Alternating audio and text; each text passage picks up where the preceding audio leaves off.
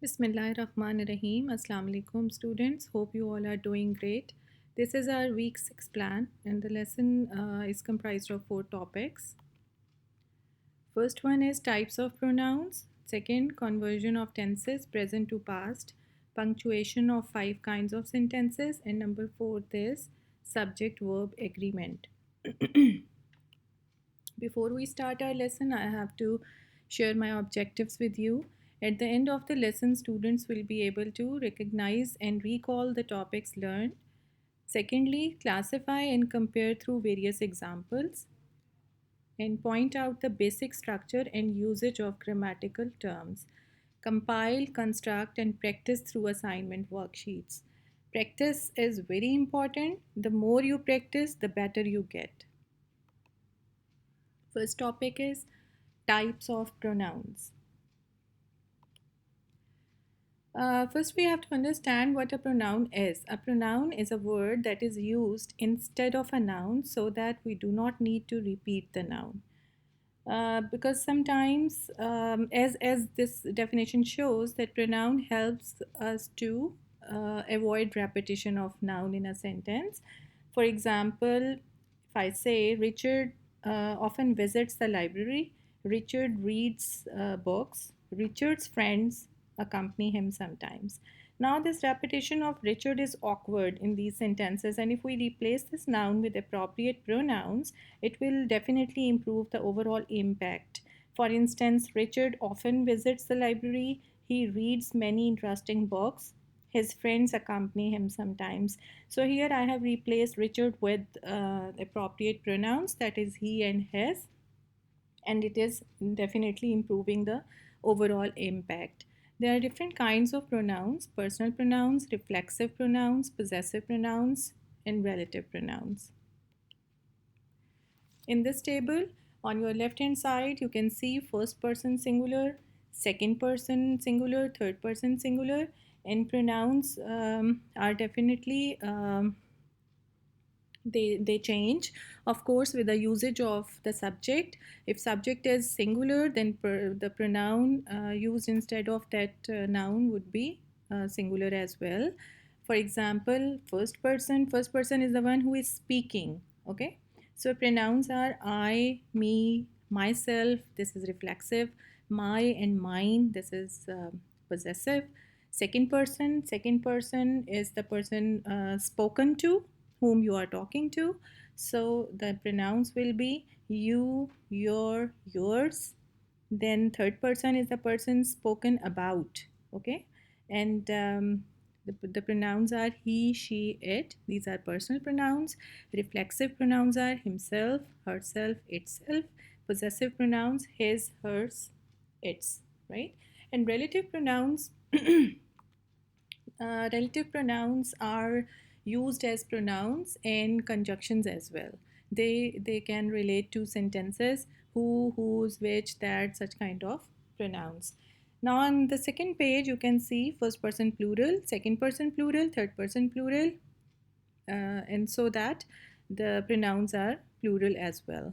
We, us, ourselves, ours, you, yourselves, they, themselves, theirs, these all are pronouns here. Now this is explanation with certain examples. Personal pronouns are used as a subject or object of a sentence. For example, when we make friends with other people, we must treat them fairly. So we must treat them fairly. We have used pronoun them. Them indicates other people. People are object here. And instead of using people again, we have used them, right? Reflexive pronouns are myself, yourself, itself, herself, themselves. And examples: Mary blamed herself for the mistake. We can also say, I looked at myself in the mirror. You yourself can best explain it. Look after yourself on the journey. So, all these are reflexive pronouns. Next is possessive pronouns. These are the ones that show possession or ownership of something, that something belongs to whom. For example, if I say this is mine, this shows that I'm the owner of this thing. The book you have got is mine. This is not my bicycle, it's yours. So this is ownership and possession. Next is relative pronouns. If the pronoun relate two statements, we call it a relative pronoun. Examples: who, what, that, which, where, whose. And I admire people who stand up for their rights. This is the bus. Which or that goes to the station. Which and that can be used for things. Who will be used for people. Where for places. And whose for possession. There could be different examples. Do you know whose knife is this? I do not know what he means. The car which was stolen yesterday has just been found, so you can practice more. Second topic is conversion of tenses present into past. Before we convert a tense into present tense into past tense, I would like you to understand the basic construction of a sentence. A simple sentence is like subject plus verb plus object, and if subject is singular, verb you will have to add s or es with it. Okay, a singular subject always takes a verb with s or es. Example is the child tries to stand up. Okay, the child, this is subject, it's singular, so we cannot say the child tried to stand up. No, it has to be tries. You have to add s or es, whatever is necessary there. The dog chases the ball, right? In these examples, subject is singular. And if the subject is plural, like in the examples, you can see they buy books. So buys, you cannot use buys. They buy books. The boys make a noise, not makes a noise, because the boys is plural. Then once you understand the basic construction of a sentence, it will be easier for you to convert it into past tense. When you are converting it into past tense, you have to use second form of the verb by adding d or ed with the first form of regular verbs. Okay, if the verbs are irregular, then you have to be careful about the second form of the verb as well as with their spellings. For example, regular verbs are as I have written here. Cook can be changed into cooked, jump, jumped, look, looked. You just have to add ed with it. But there are irregular verbs like think. The second form of think is thought, not thinked. Eat has to be changed into ate. Write, wrote. So you have to memorize them. And auxiliary verbs will also be changed into past tense. Auxiliary verbs are also called helping verbs. I am, it will be changed into was. Are will be changed into were. Has, have will be changed into had. Will be changed into would. Do and does will be changed into did. We have certain examples here. My dad has crafted a boat. Has to be changed into past tense. So what are you going to use here? Of course, you will use had. My dad had crafted a boat. I watched TV in the morning. So this watch has to be changed into past tense. You will add ed with it. I watched TV in the morning. She packs her bags. Pack will be changed into packed. My mother is listening to the news. My mother was listening to the news. The gardener does not pluck flowers. Does will be changed into did. So there could be different examples. For example, for instance, if I say the president will address the nation, the president would address the nation. I have taught lessons to the students. I had taught lessons to the students. She has bought a new dress.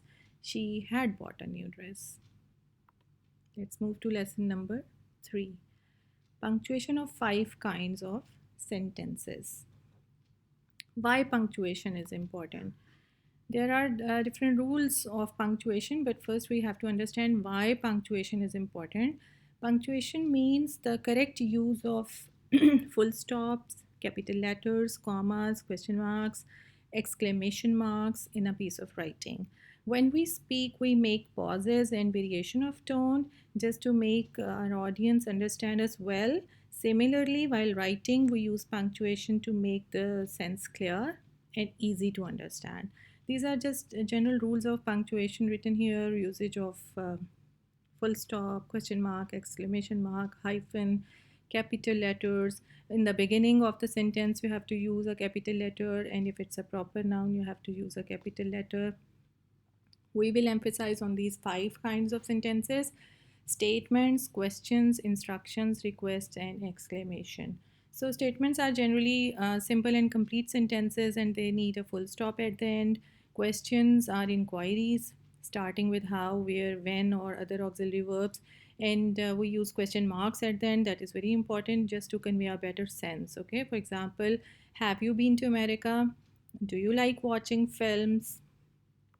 Then instruction is an advice or a suggestion. Mostly it ends at a full stop. Try to kick the ball into the goal. So this is kind of suggestion or advice. Request can be stated with could, would, please, and kindly, etc. Could I have some tickets for the match, please? And then you will have to put a question mark at the end. Exclamation is an expression of strong feelings, happy or sad, anything. What a silly thing to say. And then you will have to put the exclamation mark at the end. Ouch, I cut my finger. And then you will put an exclamation mark because this is expression. Okay, lesson number 4 is subject verb agreement. In a sentence, the subject and verb, they work together. As I've told you earlier, singular subject takes singular verb. If the subject is singular, the verb ends in s or es. I and you are exempted because they always take plural verbs. For example, Sam reads storybooks. Reads. You have just added s with it. But while using I read storybooks. I is, of course, singular, but it is exempted and it does not obey any kind of rule. So here, I read storybooks is taking a plural verb, right? You read storybooks too. So I and you are exempted from this rule. The following are singular. Indefinite pronouns, they are considered as singular subjects. For example, every country has its own army. Collective nouns, that is a group, family, class, army, audience, etc. These collective nouns are also considered singular subjects mostly. Sometimes we have to use plural verb with it as well. It depends on the construction and structure of the sentence, but mostly we use it as a singular verb, singular subject, sorry. So as I say, the family gathers in the garden for tea. Some examples are here. Egg and bacon dash, two completely different things. B is given in the bracket and you have to find out which kind of auxiliary verb you are going to add here.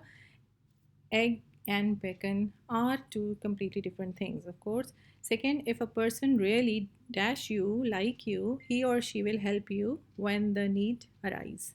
So just find it out. Identify the subject first.